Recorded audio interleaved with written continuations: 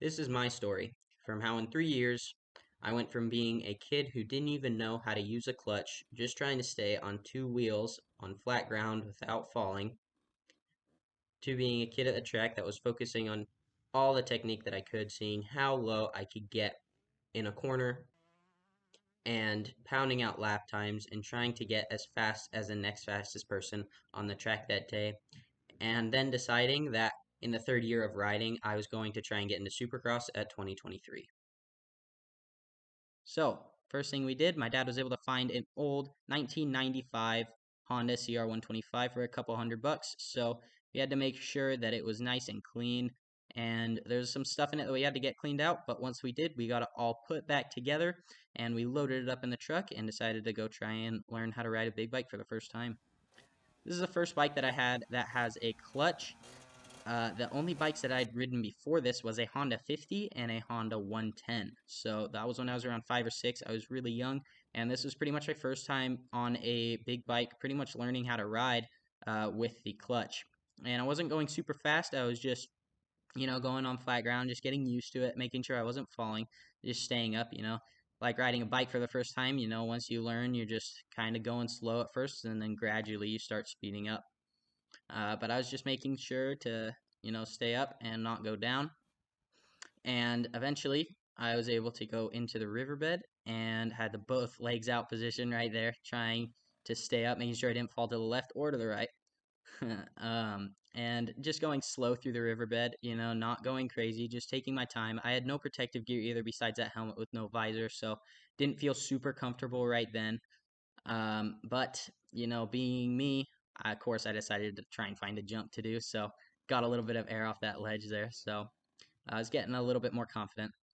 And that's when I slid and washed the front wheel. And unfortunately, went down for the first time there. But then I was able to get some gear from my dad, and I went back into the riverbed and started getting a little more sendy with things. And then I go home, make sure the bike was all ready to go for the next ride, and keep up on the maintenance. Then we started going to some other places. This was in Taft, and that's about 2 hours away from where we live. And that day had to end early, unfortunately, because I ended up center punching a pipe with a rock.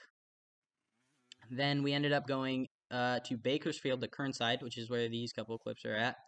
And Kernside is an awesome place because all the landings are straight up and straight down for the launches and the landings. So you have to have really good throttle control and you have to have super good air awareness and know where you are. So it really helps for when you're on the track. And we found a good little hip there to hit as well.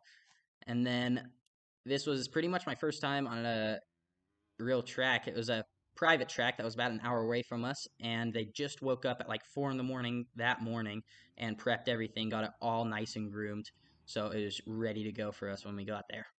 And this was a super good experience, and I was able to hit pretty much everything on the Honda, despite it being from 1995. There was one table that I unfortunately couldn't hit because my back rim was cracking almost all the way through, and I was coming up short on the table every time. So back wheel's not having it, so I did not do that, unfortunately. But as you can hear by the throttle here in this clip, I was using the clutch and the throttle quite a bit, and forgot that I needed to adjust it. So unfortunately, we had to get a new clutch and put it back into the bike after that ride. Then something incredible happened. I got a new bike.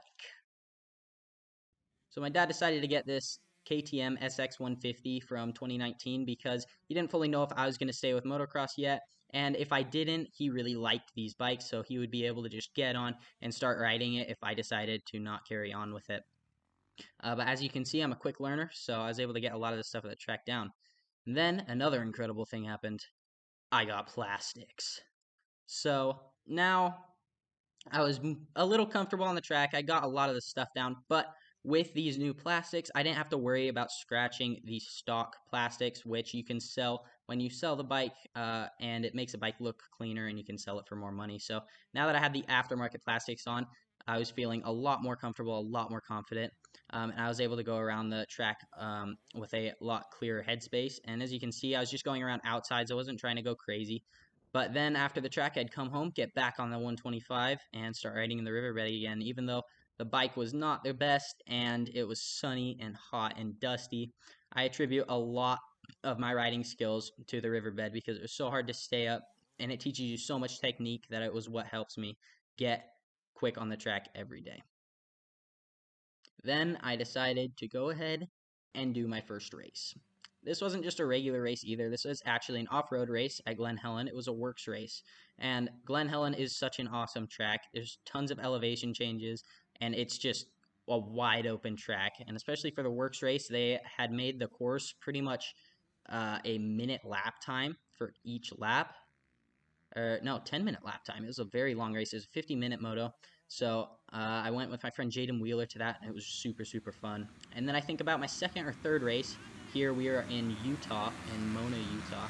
And this was a super, super awesome track. This is in 250C, and I surprised my dad a heck of a lot, if you can hear him in there in the background, because went in 250C against the 254 strokes and was able to squeak by with a terrible gate pick, and I was able to pop out right in front and get the whole shot there.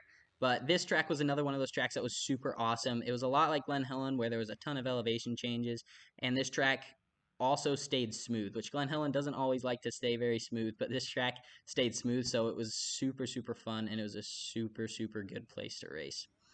But yeah, I was able to lead the whole pack there, and it was a really good time. If you are in Mona, Utah, I'd highly suggest checking it out.